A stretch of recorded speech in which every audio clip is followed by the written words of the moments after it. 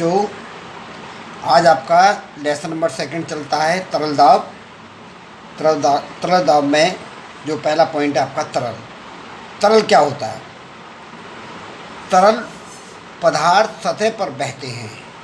जो पदार्थ सतह पर बहते हैं और आकृति में निश्चित नहीं होते उन्हें तरल कहते हैं, जैसे द्रव गैस।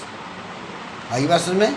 जो पदार्थ सतह पर बहते हैं और आकृति में निश्चित नहीं होते उन्हें तरल कहते हैं। ये आज मैंने आपका नया लेसन स्टार्ट करता हूँ। फिजिक्स सेकंड है और फिजिक्स सेकंड में नया लेसन स्टार्ट किया है। तरल पदार्थ, तरल दाब पार्ट का नाम है और पहला हेडिंग मैंने डाला है तरल। तरल क्या होता है? वे पदार्थ सतह पर बहते हैं और आकृति निश्चित नहीं होती उन्हें तरल कहते हैं, जैसे द्रव गैस। दाब क्या होता है?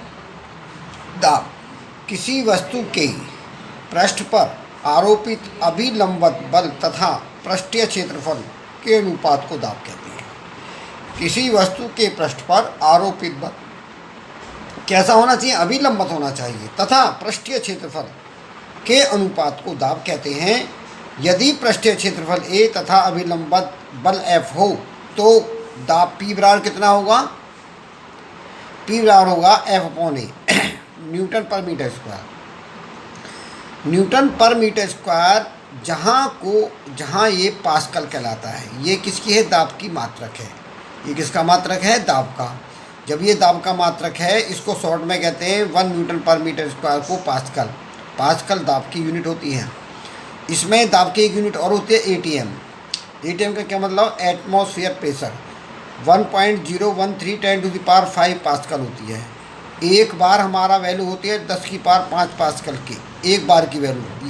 ये भी हम एक टॉरर होती है दाब की, टॉरर, बार, ATM ये सब जो है दाब की मात्रक है और दाब की मात्रक की वैल्यू 10⁵ 133 पास्कल है। अगर टॉर को पूछता व्हाट इज टॉर?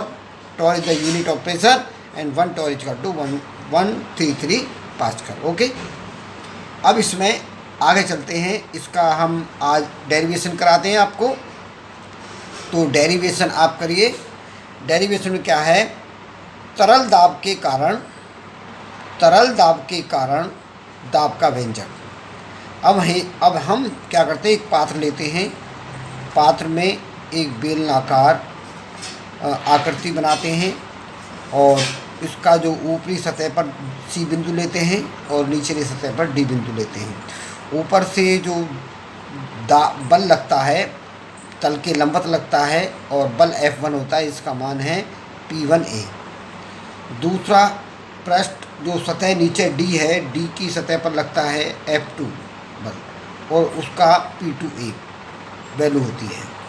और इसके मध्य में आपको जो दिखाया गया है, मध्य में ये बिंदु है। इस बिंदु पर जो ये बेलन है, इसका जो भार है वो नीचे की ओर काम करता है, वो है mg। इसमें द्रव भरा हुआ है। उस द्रव का घनत्व कितना है? रो। द्रव का घनत्व कितना है? रो। ये हमने तरल स्तंभ के दाब के कारण दाब का व्यंजक हम ज्ञात करना चाह रहे हैं, द्रव दाब का व्यंजक। ओके, माना पात्र में द्रव भरा है। ये हमने पात्र के अंदर द्रव भर लिया है। द्रव के भीतर C और D के बीच की जो ऊंचाई है वो हमने h मानी है, ठीक है। और अनुप्रस्थ क्षेत्रफल हमारा इसका भी ये है, इसका भी ये है, क्षेत्रफल दोनों के समान है। तो तरल स्तंभ का जो भार होगा, जो नीचे की तरफ होगा, वो mg होगा। m क्या होता है? AH रो इंटू जी तो ग्रेविटेशन होता है। क्योंकि हमारा जो मास होता है द्रव्यमान बराबर होता है आयतन गुणा घनत्व। आयतन कितना होता है? A इंटू H और घनत्व हमारा रो है।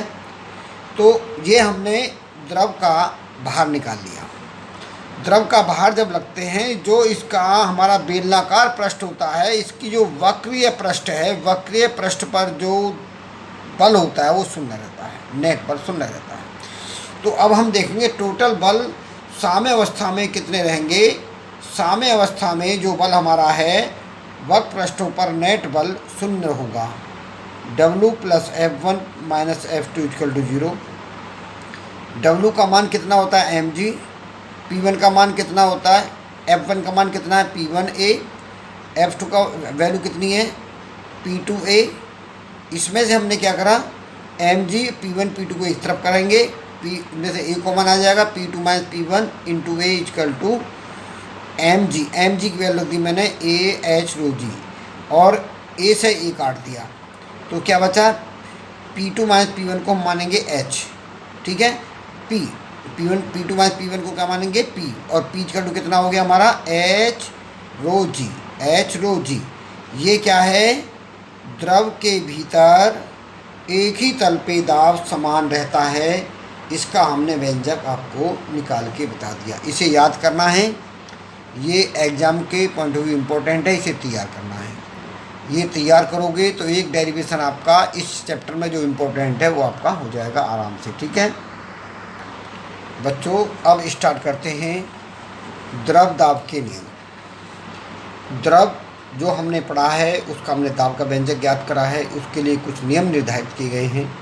पहला जो नियम है ये है द्रव के भीतर क्षैतिज तल पर दाब समान होता है। द्रव के भीतर क्षैतिज तल पर दाब कैसा होता है समान होता है। दूसरा पॉइंट हमने दिया इसमें द्रव द्वारा आरोपित दाब प्रत्येक बिंदु पर लंबवत कार्य करता है।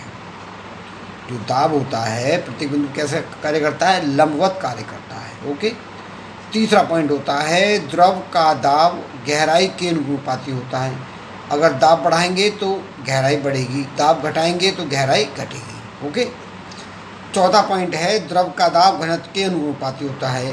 द्रव का घनत्व बढ़ेगा तो दाब बढ़ेगा, द्रव का घनत्व घटेगा तो दाब घटेगा, ठीक है, अनुपाती होता है। पांचवा पॉइंट होता है इसमें द्रव का दाब क्षेत्रफल पर निर्भर नहीं करता।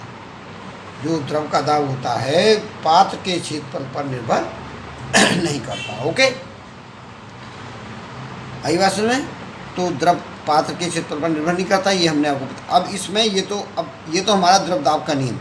द्रव दाब के नियम से इसी बात को पास्कल साइंटिस्ट थे, उन्होंने कहा कि मैं इन सब बातों को 2-3 लाइनों में कहना चाहता हूँ। और वो उन्होंने वो बातें बताई, जो अपना कथन दिया, उनका नियम बना दिया गया पास्कल का नियम। पास्कल का नियम क्या है? जब किसी परिबद्ध द्रव पर दाब लगाया जाता है, जब किसी परिबद्ध द्रव पर दाब लगाया जाता है तो वह बिना क्षय हुए संपूर्ण द्रव में सभी दिशाओं में समान रूप से संचरित होता है। इसे ही द्रव दाब संचरण का नियम कहते हैं या पास्कल का नियम कहते हैं, ओके। ये द्रव के संचरण के द्वारा ही जो हमने बात प्रतिपादी उसी को हमने आगे बढ़ाया और इसे पास्कल का नियम कहते हैं। अब इसको हमें उदाहरण के रूप में आपको समझाना है कि इसको कैसे आपके माइंड में डाला जाए। हमने एक पात्र लिया, द्रव से भरे पात्र में हमने ये बेलना आकार का डाल दिया। ये डी बिंदु है, ये सी बिंदु है। इस पर बल कितना है F2, इस पर बल कितना है F1। दोनों के बल अलग अलग हैं डी और सी पर, ठीक है। तो अब हमने क्या कहा कि द्रव में भरे पात्र के सी और डी पर बल F1 तथा F2 लगे हुए हैं, ठीक है। और वक्र पृष्ठों पर इधर उधर क्या है परिणामी बल हमारा शून्य होता है। तो हमारे पास 2 बल हो गए, एक तो F1 हो गया, एक F2 हो गया। तो F1 माइनस F2 बराबर 0, क्यों परिणाम बल कितना हमारा 0।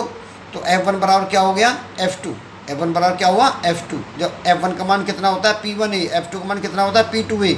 ए से ही काट दो, P1 बराबर P2। इसका मतलब क्या हुआ द्रव के भीतर प्रत्येक बिंदु पर दाब समान रहता है। यही पास्कल ने बताया था, ये इसे याद कर लेना। उदाहरण सहित मैंने पास्कल का नियम समझा दिया, अच्छी तरह तैयार करना। मैंने नोट कर दिया है, इसे नोट कर लेना और फिर कॉपी अच्छी तरह बनाना और इसे याद करके आना। ये आपका होमवर्क है। पास्कल का नियम द्रव दाब को अच्छी तरह तैयार करके आना है, ओके।